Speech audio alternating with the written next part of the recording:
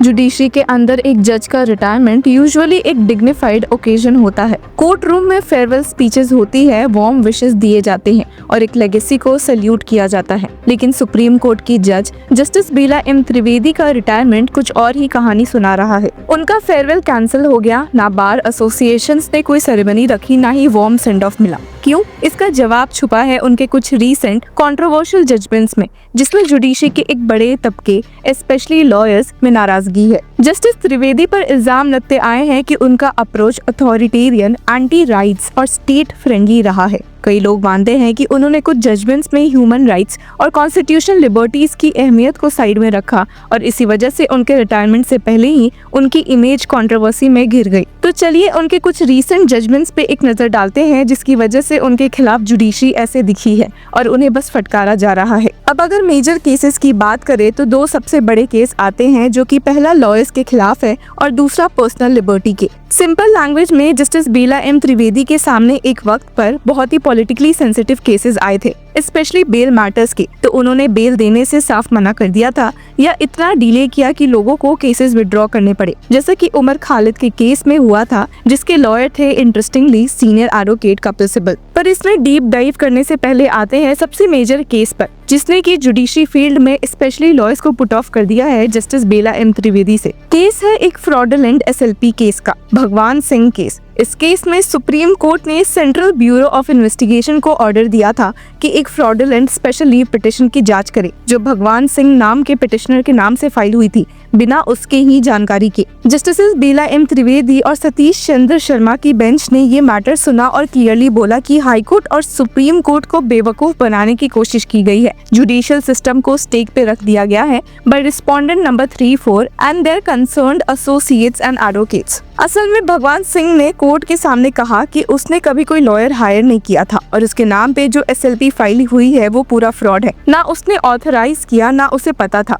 जब उन्होंने सिग्नेचर्स देखे तो बोला ये तो मेरे हैं ही नहीं। कोर्ट ने इस फ्रॉड को फ्रॉड ऑन द कोर्ट बोला और कहा कि wrongdoers must fear the law and victims must be confident they will receive justice. Bench ने बोला कि जो लोग जुडिशियल प्रोसेस का मिसयूज करते हैं उनको भारतीय न्याय संहिता के तहत सजा मिलनी चाहिए। उन्होंने डायरेक्ट किया कि सीबीआई इस केस का प्रीलिमिनरी इंक्वायरी करे और जरूरत पड़े तो रेगुलर एफआईआर रजिस्टर करे, जैसा कि इस केस में बाद में हुआ भी। पर सबसे ज्यादा फोकस एडवोकेट्स के रोल पे था। जस्टिस त्रिवेदी ने क्लियरली लिखा कि advocates on record must ensure कि सिर्फ ऑथराइज्ड लॉयर्स ही अपीयर करे। कोर्ट को तुरंत बताया जाना चाहिए अगर रिप्रेजेंटेशन में कोई बदलाव हो। उन्होंने फर्दर ऐड किया कि when advocates who are officers of the court actively assist in ill motivated litigation then it's a matter of grave concern. No legal professional is immune from criminal prosecution. ये statement एक direct warning थी lawyers community के लिए। बार councils को भी बोला गया कि वो इस मैटर में स्ट्रिक्ट एक्शन ले। जजमेंट का copy bar council of India और मिनिस्ट्री ऑफ लॉ को भेजने का भी ऑर्डर दिया गया।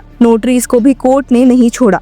बोला कि अगर नोटरी पब्लिक ने वेरिफिकेशन और डॉक्यूमेंटेशन में ओमिशन किया तो वो मिसकंडक्ट है। ऐसे लोग नोटरी बनने के लायक नहीं। ये जजमेंट एक एग्जाम्पल बन गया कि जुडिशियल फ्रॉड कितना डेंजरस होता है और जस्टिस त्रिवेदी ने इस केस में बिल्कुल जीरो टॉलरेंस अप्रोच ली। पर इस जजमेंट में जहां एक तरफ कहा गया कि advocates on record in a given case must mark the appearance of only those lawyers who are authorised to appear and argue that case on the particular day, वही उन जूनियर और असिस्टिंग लॉयर्स के लिए मुश्किलें पैदा हो गई जो आर्ग्यू नहीं करते पर इन सीनियर एडवोकेट्स को असिस्ट करते हैं। उनके योगदान को कम्प्लीटली इग्नोर कर दिया इस जजमेंट ने। ऊपर से इस केस में जो लॉयर्स इन्वॉल्व थे जिनके खिलाफ कोर्ट ने सीबीआई इंक्वायरी ऑर्डर की, वो सुप्रीम कोर्ट और दिल्ली बार के कई इन्फ्लुएंशियल सर्कल से जुड़े हुए थे। जब कोर्ट ने डायरेक्टली बोला कि advocates are misusing the legal process, तभी से लॉयर्स का एक बड़ा हिस्सा ओपनली जस्टिस त्रिवेदी से नाराज हो गया। कई लॉयर्स ने कहा कि एक तरह से सभी पे डाउट उठाता है और इस तरह के स्वीपिंग स्टेटमेंट्स बार कम्युनिटी की इमेज पे इफेक्ट डालते हैं। और इसी बैकग्राउंड में जस्टिस त्रिवेदी का फेयरवेल क्वाइटली ड्रॉप कर दिया गया। ये पूरा एपिसोड एक बड़ा सवाल खड़ा करता है, क्या जस्टिस त्रिवेदी जुडिशियल एथिक्स का पालन कर रही थी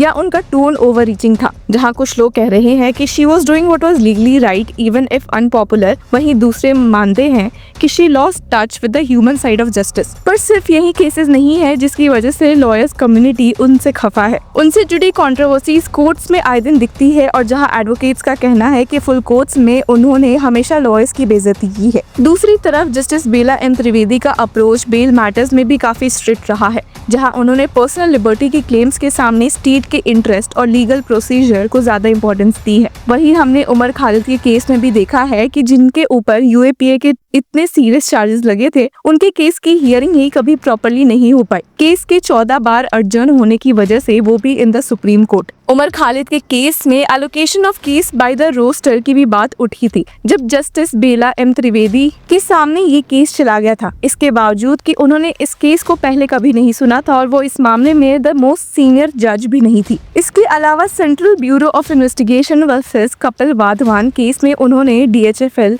प्रमोटर्स कपिल और धीरज वाधवान को मिली डिफॉल्ट बेल को भी सेट असाइड कर दिया था। कोर्ट ने क्लियर कहा था कि अगर इन्वेस्टिगेशन बाकी अक्यूज्ड के अगेंस्ट अभी भी पेंडिंग है, तो इस ग्राउंड पे डिफॉल्ट बेल का स्टैट्यूटरी राइट नहीं मिल सकता। इसी तरह union of India versus Barkatullah case में उन्होंने मद्रास हाईकोर्ट के डिसीजन को ओवरटर्न कर दिया था, जिसमें 8 popular front of India members को बेल दी गई थी जो यूएपीए चार्जेस फेस कर रहे थे। जस्टिस त्रिवेदी ने ऑब्जर्व किया कि यूएपीए जैसे सीरियस ऑफेंसेस में इंडिविजुअल लिबर्टीज पे कुछ रिस्ट्रिक्शंस लगानी जस्टिफाइड है, जब देश की सोवरेनिटी और इंटीग्रिटी का सवाल हो। और finally Satyendra Kumar Jain versus directorate of enforcement case में उन्होंने आम आदमी पार्टी लीडर सत्येंद्र जैन की इंटरिम बेल भी कैंसिल कर दी और उन्हें तुरंत सरेंडर करने का ऑर्डर दिया। जजमेंट के हिसाब से जैन ने ₹4.81 करोड़ के अकोमोडेशन एंट्रीज मैनेज किए थ्रू बेनामी कंपनीज, जो उनकी और उनकी फैमिली की ओनरशिप में थी। अब जस्टिस बेला एम त्रिवेदी का करियर एक मिक्स्ड लेगेसी छोड़कर जा रहा है। उनका स्ट्रिक्ट अप्रोच, डिसिप्लिन, फोकस और zero tolerance for fraud judiciary के लिए एक रिमाइंडर है कि कोर्ट्स का मिसयूज से बचना चाहिए।